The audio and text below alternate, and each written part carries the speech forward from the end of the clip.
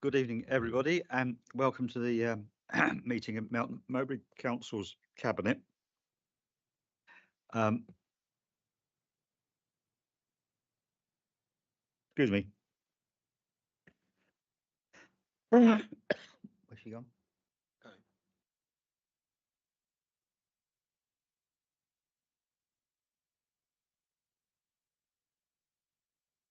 An officer joining remotely. Are we still on live? Okay.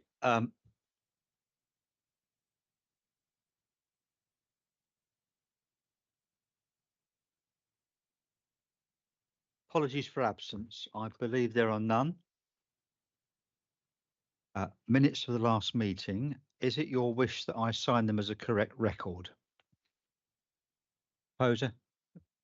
I have to propose. All those in favour, please show. None against. Thank you.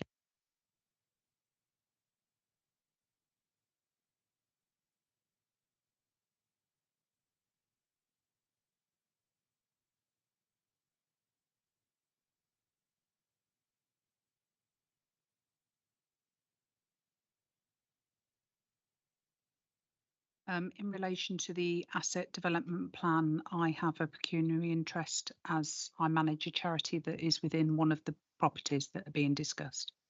So I'll be leaving. Yeah. Else? Yes, Sharon. I'll believe him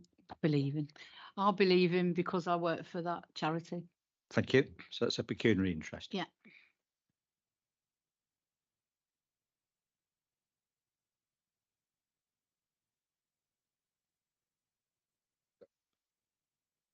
It's on. Okay. Right. Matters. Item 4. Matters referred from scrutiny committee. There are no matters referred. So we're on to item 5. This is Sarah and Dawn. Thank you. Thank you. Just a short update in relation to this paper this evening. I'm pleased to propose the report and the recommendations at 2.1 and 2.2 that asks for it to be noted. The council continues to perform well against its benchmarking group, and higher than expected returns are mitigating the financial pressures we face on both the general fund and the HRA. Since the report was written, we discussed this at last full council actually, that we've heard that the statutory override relating to legacy investments in place prior to the 1st of the 4th 24 will continue until April 2029, meaning we do not need to account until after that time for the reduction in the value of the property fund. If you remember, whilst it's got there is a reduction in the value of the fund, it's still generating an income for us. So we've stuck with it because it's one that can go up and down, and the returns we've actually received off it have been very positive. However, Dawn and the team had created a reserve to cover that, and we thought we were going to actually have to realise that this year, but we now don't. This therefore means that that reserve we've put in place can remain intact, and hopefully the value of the fund will continue to show improvement over that period, and that reserve might not be needed. So that's our position. Thank you for that. A bit of good news. Any questions or comments? Just that's good news. So thank you guys for sorting it out. The report. Anyone second it? Thank you, Margaret. All those in favour, please show. None against. Thank you. That's carried. Item 6, quarter 3 performance. Now that's over to you, Margaret, I think. Thank you. Yes, as you'll see, this quarter we've moved to reporting on our new performance management system called Pentana. So the reports may look slightly different. This has enabled us to report on our strategic risks, which are shown by theme in the body of the report and in more detail in Appendix 1 of your report. The latest performance position at the end of quarter 3 shows the council was performing okay in delivering against our new corporate strategy. Where areas are performing well, we celebrate this.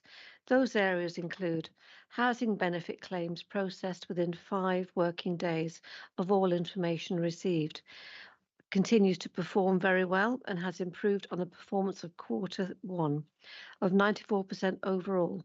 Q2 was 100% and Q3 was 99% overall. This performance has improved over the long trend since 2022-2023. The number of views and users on the Discovery Melton website, the number of users and views have increased during 24-25. Views have grown by 37.54% from Q2 to Q3. The numbers of users visiting has grown by 25.7% from Q2 to Q3. This, in my view, and I'm sure people at others will join me in this, it's positive news for the regeneration team. Land charges. The council land charges services was markedly improved and is consistently meeting and exceeding targets since Q1 2021-22 on the key performance measures that we laid down. The council's land charges officer has been attentive in maintaining good performance in this area and should be recognised for that. So I'd like to say personal thank you. Where areas need improvement, as we know, there's always things that we need to improve along the line. Officers have developed plans to address these. These include homelessness and stay in temporary accommodation. During this quarter, the team has had a number of factors which has resulted in longer than expected stays in temporary accommodation. There have been household delays moving on into permanent accommodation. We have struggled with sourcing suitable move on temporary accommodation alongside a reduction in the use of council properties due to lack of availability and again suitable accommodation. This quarter also saw an enacted severe weather emergency protocol following a bout of cold weather, which resulted in an increased duty to perform temporary accommodation to additional households and increased the time spent in temporary accommodation. The average relet time for council housing, this figure remains above the 20-day target. At the end of Q3, void turnaround time had reduced from 124.18 days at Q2 to 53.12 at the end of Q3. So you can see there is a huge reduction there. During Q3, we relet 22 void properties. Across those properties, we had an average turnaround time of 53 days. At the end of December, we had 38 void properties and 6 of those were ready to let. And finally, the business rate collection. It should be noted that while business rate collection is down, as you can see from the report, the target and lower than Q3 last year performance when compared to other local authorities across the county, it remains positive. We are first out of 9 authorities within Leicestershire and Rutland for business rate collection. So it is believed this is more a sign of the times rather than cause to be concerned about poor performance. However, a review of the targets may be sensible to prevent this happening in the future again. So I'm happy to propose that we note, isn't it, that we note this report, and thank you everyone involved in producing it. Thank you, Margaret. I'm happy to second it. Are there any questions or comments? Yes, Sharon. I'd just like to say it's nice to see on the column on the right where it's not been measured for years. So the big change in what's happening now is obviously positive.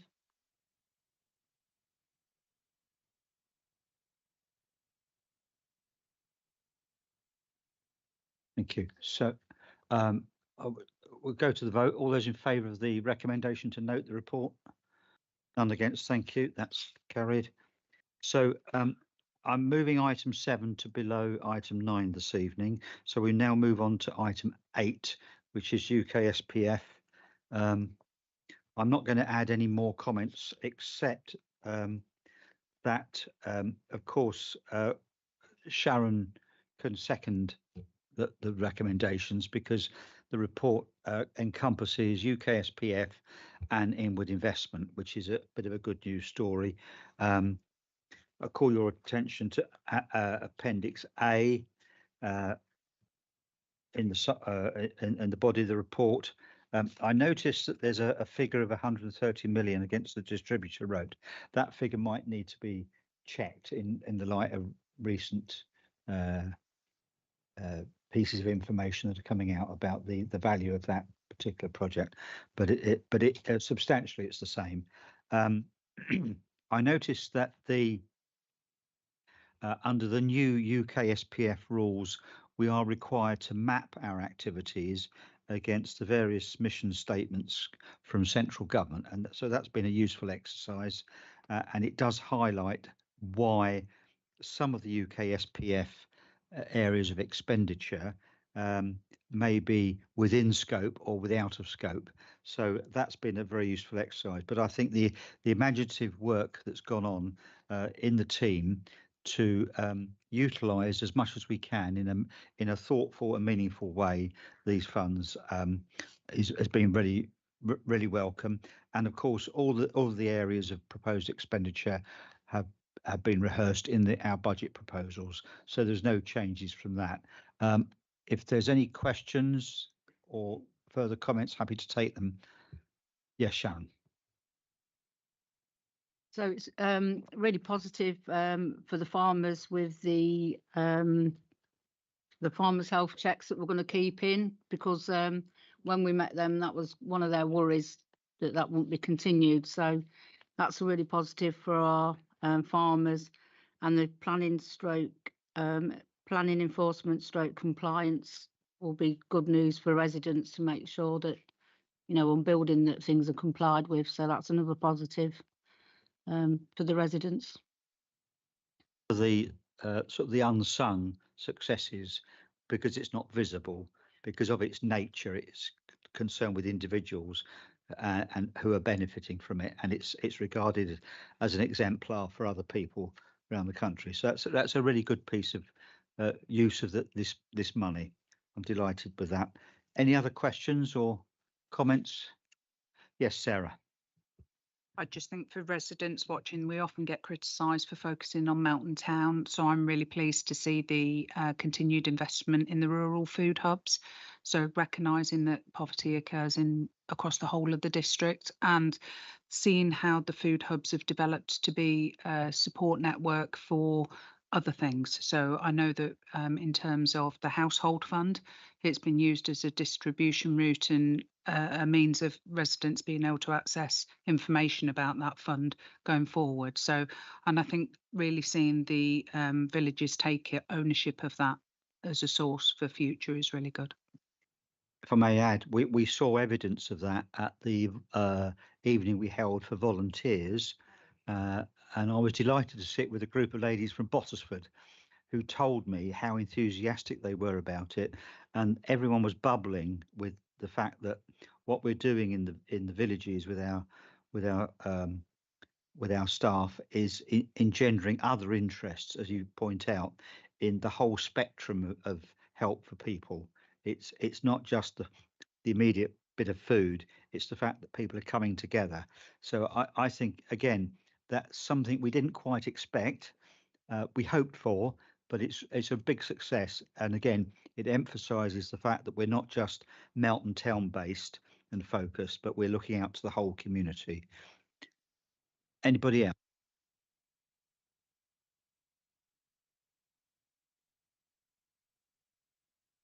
Do you know what you have? Because I was going to mention about the sort of thank you event that we had, and that really brought the community together. It was absolutely super, and I think that sort of highlighted the role of the community coordinator in my view, and I'm extremely happy that we're continuing that investment.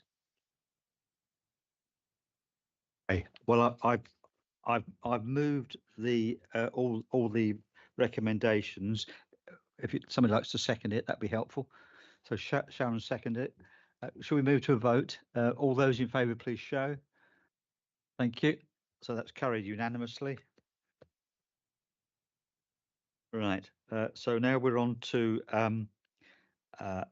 it will be item 9. Now this is it concerns a report from the Ombudsman, and if we need to go into the detail of it, we may need to go into an excluded session. So I'll invite the monitoring officer at this point to comment. Thank you. Thank you, Leader. Just to set the scene in relation to this, on the face of it, this report possibly sounds a little more serious than it is. I have a statutory duty to make reports in certain situations, and this is one of those situations. And the specific trigger for this is where there's been an adverse finding about the authority, so a service, in this case, a service failure, and that's by the Housing Service Ombudsman, Housing Ombudsman Service. The finding itself is relatively minor. All service failures obviously should be considered seriously, but this is a protracted case where the council worked very hard to ensure that we delivered the appropriate level of service to the individual concerned. This related to housing repairs. The complaint to the Ombudsman dealt with a detailed history of alleged failings, and the Ombudsman found one minor failing, and as I say, that no failing is good. But I think that the key to this is that the Ombudsman also recognised how good a job we'd done in the other areas, so that we'd faced a number of challenges with the individual concerned, and most of them we'd met and provided that level of service. So in accordance with the statutory obligation, I've prepared the report.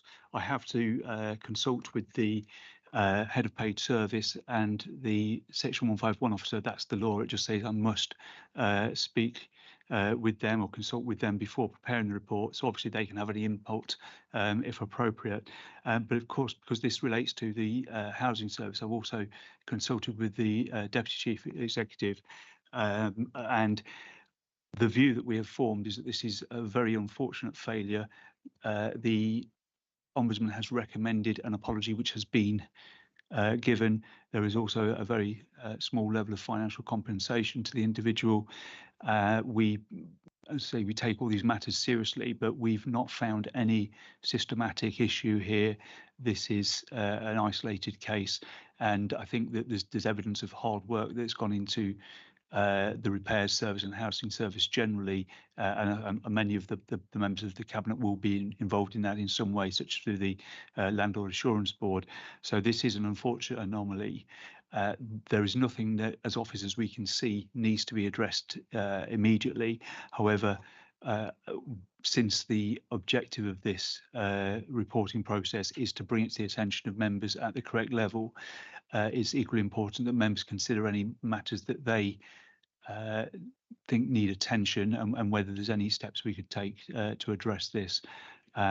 So I'm happy to answer questions on the contents of the report, but as you've said, Leader, the detail is about an individual, and if those questions were to relate to the individual, I would urge you to consider going into private session. Can I just refer to the recommendation 2.2? From what you've just said, I gather that all the action that's been taken on the relatively small area where we've slipped up, shall I say, that's happened already. So there's as the monitoring officer, are you advising us that there's no further action arising from the Ombudsman's immediate recommendation as it's written?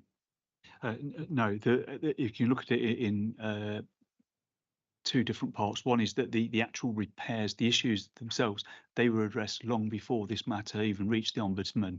So this was about an historic issue, and so those repairs were completed. So when we're talking a considerable time ago, it's not as if the report, the complaint to the Ombudsman was a catalyst for doing that.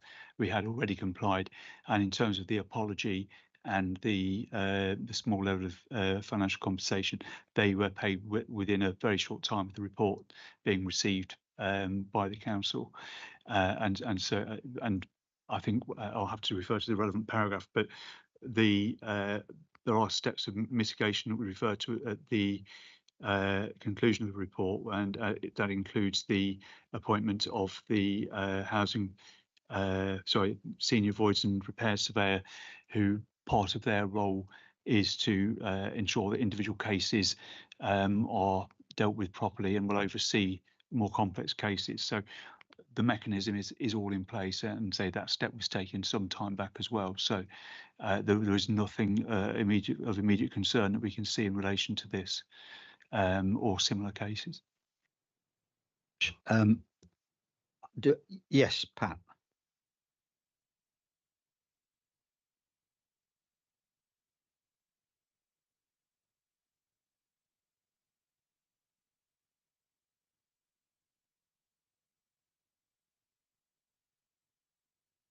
When did any officer involve the local member?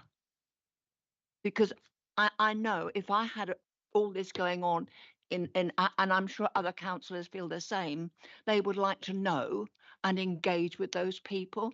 I mean, that particular woman is obviously particularly vulnerable. It was difficult for the council to catch up with her, you know, so I'm just asking, when was a local member involved? I don't know the answer to that. If. Yep. Okay, so I wouldn't know the detail as to whether or not local member was involved in this case, but ordinarily we would be able to engage the elected member with the consent of a tenant or a request from a tenant. That's not always the case, so we deal with lots of cases, lots of complaints, you know, every day, that we would deal directly with that particular tenant. So it's not a necessity or requirement, No. but it would absolutely be something that the team would do if required or requested. But I'm not able to confirm in this No. case. In which case, can I just say, because I think that would have been helpful, extreme, because this was a complicated case. It wasn't.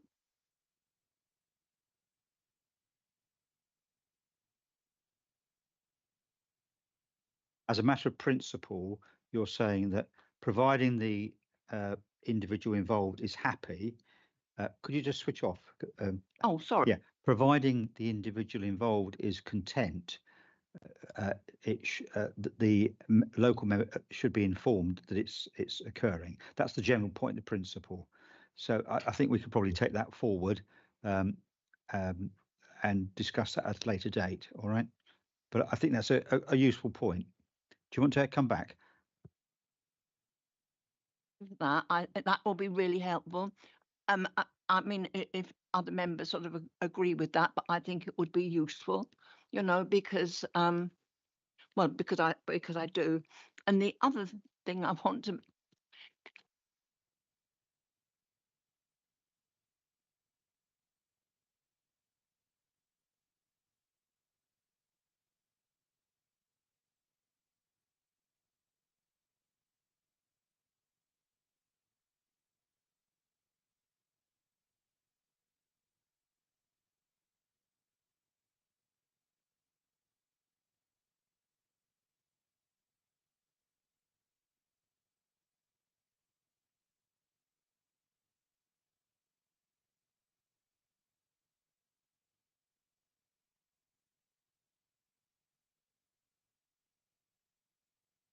Yeah.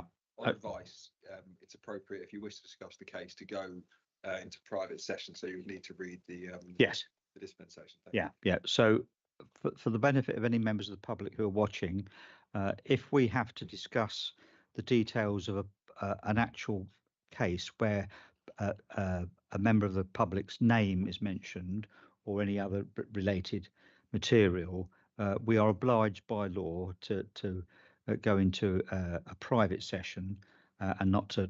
So I will read out the formal words. It is recommended that the press and public be excluded during the consideration of the following item of business in accordance with Part 1 of Schedule 12A of the Local Government Act 1972, bracket access to information, exempt information, under paragraphs 1, 2 and 5. So we'll pause now. Yeah. Happy to second. Okay. Can we all vote in favour, please? None against. So we'll now go into private session. So we'll just pause for 5 minutes while we disconnect.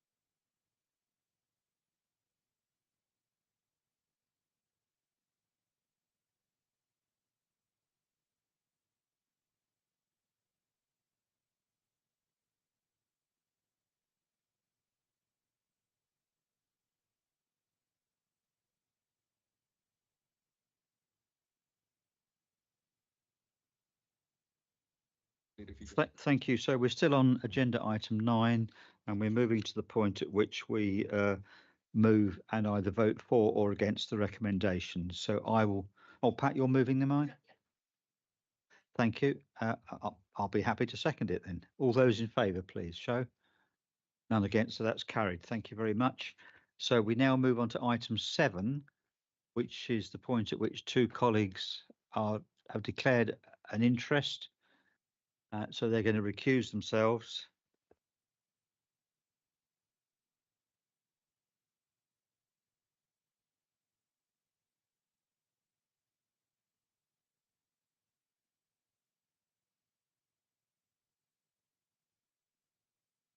Thank you very much. So this is the asset development report, and there are 2 items to note. I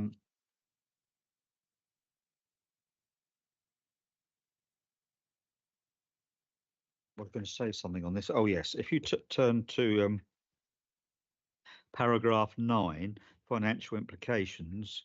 The thing I wanted to draw out was that this asset report reflects a period of some years, which go back to the LEP, and the several mentions of the cattle market might cause some confusion, because this has got nothing to do in those line items with the LUF. This is the disposal that was agreed under the previous administration of sites which are part of what we call the cattle market, stretching from A to E in terms of its segmentation. And on the whole, if you look at the bottom line, budget remaining is the substantial part. So we haven't frittered the money away; it's still in hand, and to support the programme. So, are there any other questions or comments on this paper?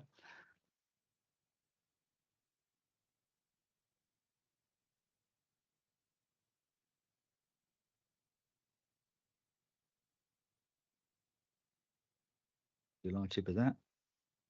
Okay, so I've moved the recommendation. Second it. All those in favour, please show. None against. That's carried. Thank you very much.